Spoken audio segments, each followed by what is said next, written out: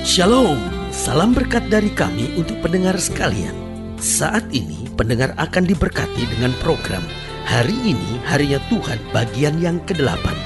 Sebuah program rohani tentang doktrin Alkitab yang menolong kita untuk semakin tertanam dalam kebenaran firman dan bertumbuh dalam kemuliaan. Bersama hambanya, Pendeta Gilbert Lumwendong, STH. Banyak orang merasa doktrin Alkitab sebagai sesuatu yang membingungkan. Tetapi tahukah saudara bahwa doktrin Alkitab intinya adalah memahami Alkitab dengan benar, dengan pemahaman yang sistematis, sehingga kita terus dapat tertanam di dalam kebenaran firman, sehingga kita terus bertumbuh di dalam kemuliaan Allah. Buka hati saudara sekalian untuk menerima berkat-berkat firman-Nya hari ini. Pada dasarnya langit dan bumi akan lenyap, tetapi firman Tuhan tinggal tetap. Namun pertanyaannya, mengapa ada banyak firman Tuhan yang kita rasakan kok tidak tergenapi? Nah, ini dia yang membuat banyak orang kok rasa kecewa. Banyak orang, tidak sedikit, yang ngerasa mau mundur dari Tuhan, ngerasa kok Tuhan sepertinya tidak melakukan janji-janjinya. Nah, saudaraku yang kekasih dalam Tuhan, kalau kita mempersoalkan kenapa ya kok apa yang Tuhan firmankan kok tidak tergenapi, kita mesti koreksi dulu. Yang pertama, kita tahu bahwa Tuhan tidak pernah salah. Ini dulu yang harus kita pahami. Loh, dia Tuhan kok, masa dia salah? Kan tidak mungkin. Kita pakai logika sederhana saja. Kalau dia Tuhan, pasti segala sesuatunya benar dan amin, saudara. Tetapi kalau kita ada pada pertanyaan, mengapa banyak firman Tuhan yang kita rasakan kok sepertinya tidak tergenapi? Yang pertama, jangan-jangan kita belum mengerjakan bagian kita. Nah, ini dulu yang harus kita mengerti. Mungkin kita belum mengerjakan bagian kita, karena firman Tuhan itu baru tergenapi jika kita mengerjakan bagian kita, maka Tuhan akan mengerjakan bagiannya. Contohnya, berserulah kepadaku, maka aku akan menyaut kepadamu. Kita tidak berseru kepada Tuhan lalu kita harapkan Tuhan menyaut. Alkitab bilang doa orang benar bila dengan yakin didoakan sangat besar kuasanya. Kitanya sudah jadi orang benar belum? Kitanya sudah yakin belum? Jangan harapkan kuasa Tuhan besar, kan begitu dulu. Jadi yang pertama kita harus mengerti bahwa seringkali firman Tuhan kita rasakan kok seperti tidak tergenapi. Yang pertama, karena kita belum mengerjakan bagian kita. Yang kedua, hanya karena kita kurang sabar. Bukannya tidak tergenapi, tetapi hanya belum tergenapi. Karena Alkitab sudah tegas bilang, Tuhan membuat segala sesuatu indah pada waktunya. Mau nggak kita sabar menanti waktu Tuhan? Mau nggak kita sabar untuk membiarkan Tuhan bekerja menurut cara-caranya? Kalau kita sabar menanti waktu Tuhan, kita membiarkan Tuhan bekerja berdasarkan cara-caranya, pasti kita akan melihat segala sesuatunya tergenapi. Saudaraku yang kekasih dalam Tuhan, kadangkala kita sebut diri kita cinta Yesus, tetapi kita hanyalah orang-orang yang kurang sabar.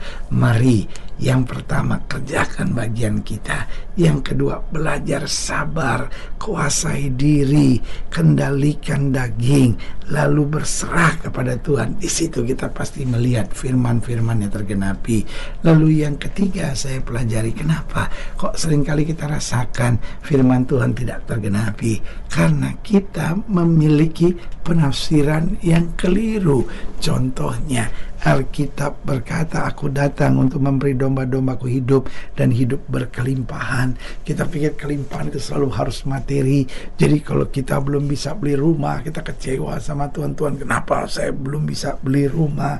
Karena kita pikir Tuhan yang kasih rumah buat kita. Kalau utang-utang kita belum terbayar, kita marah sama Tuhan. Kenapa Tuhan gak bayar utang-utang saya? Katanya Tuhan mau menyelesaikan semua masalah saya. Nah, ini dulu kadangkala kita punya penafsiran penafsiran yang keliru. Kelimpahan di sini, kelimpahan apa dulu? Berkat di sini, berkat apa dulu? Tuhan menyelesaikan masalah-masalah kita, masalah apa dulu? Bukan Tuhan yang bayar utang kita. Tuhan beri hikmat, akal budi buat kita. Kita yang akan membayar hutang kita dengan hikmat, pewahyuan, pertolongan yang dari Tuhan. Jadi jelas bahwa seringkali kok firman Tuhan rasanya belum tergenapi karena kita belum mengerjakan bagian kita. Yang kedua, kita hanya kurang sabar. Yang ketiga, kita memiliki penafsiran-penafsiran yang keliru. Yang keempat, kita menerima pengajaran atau nubuatan yang salah. Wah, ini dia. Orang-orang sekarang banyak yang mengaku-ngaku nabi. Oh, aduh, nabi ini, profet ini. Saudaraku yang kasih dalam Tuhan, ini yang saya mau tegaskan. Betul, karunia kenabian Tuhan masih berikan buat gerejanya sampai hari ini. Tetapi jangan sembarangan bernubuat.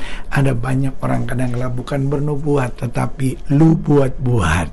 Saya bukan hamba Tuhan yang tidak percaya nubuatan. Saya percaya semua yang tertulis dalam firman Tuhan. Firman Tuhan memang menyatakan ada nubuatan-nubuatan di akhir zaman. Itu sebabnya saya percaya. Tetapi saya hanya tidak percaya orang yang sembarangan mengatasnamakan Tuhan, tetapi nubuatan-nubuatannya tidak tergenapi.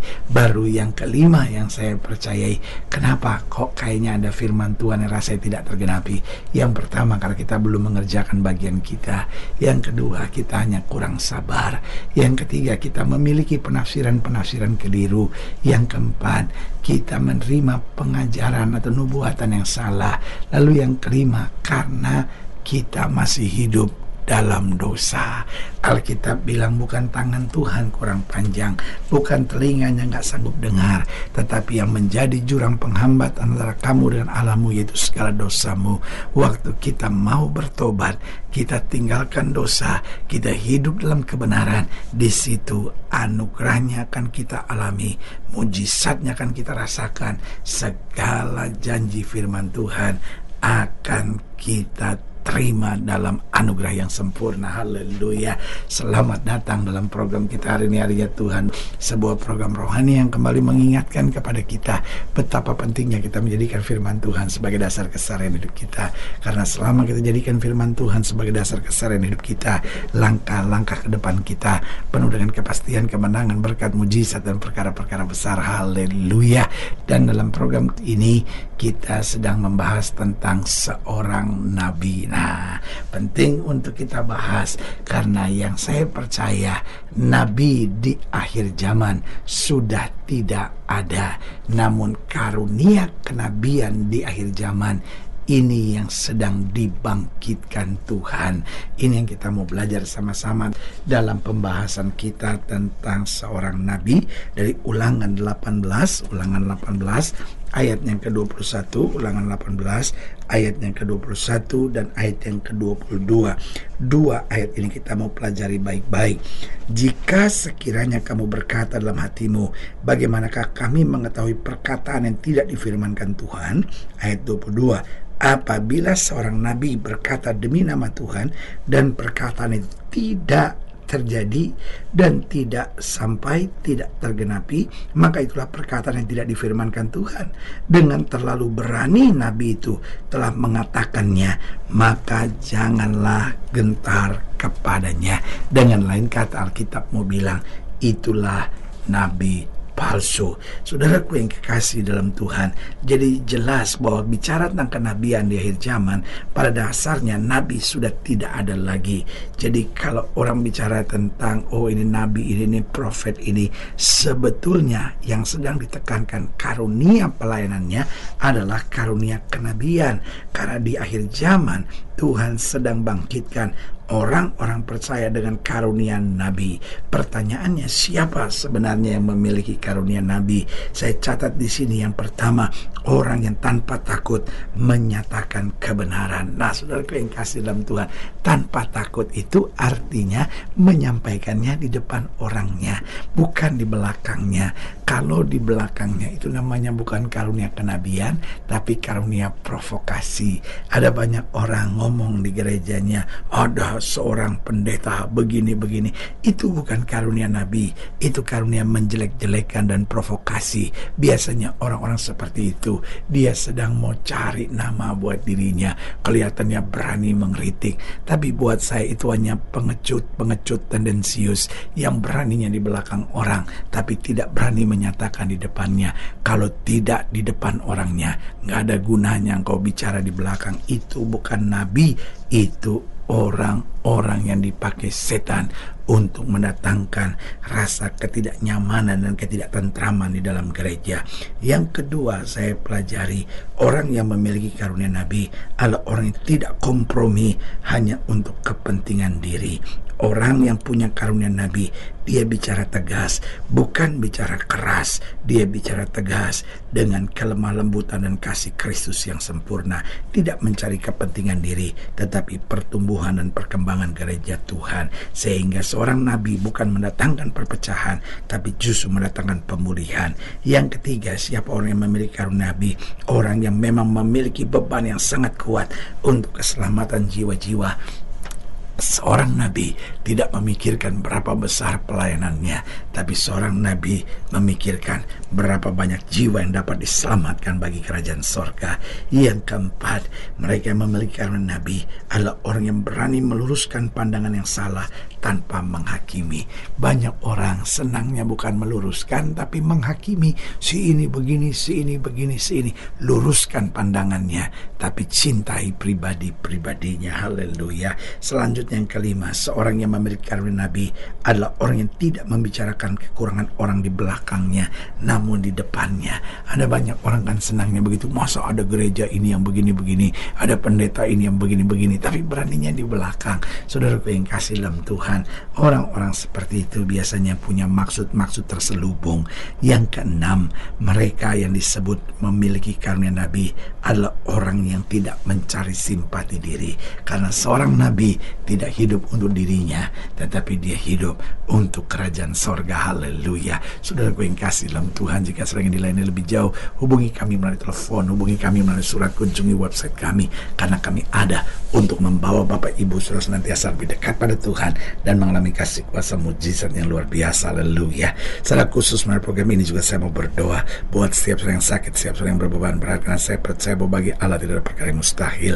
Nah, saudara yang ingin didoakan secara khusus, boleh taruh tangan kanan sudah di dada dan kita akan berdoa. Mari kita berdoa.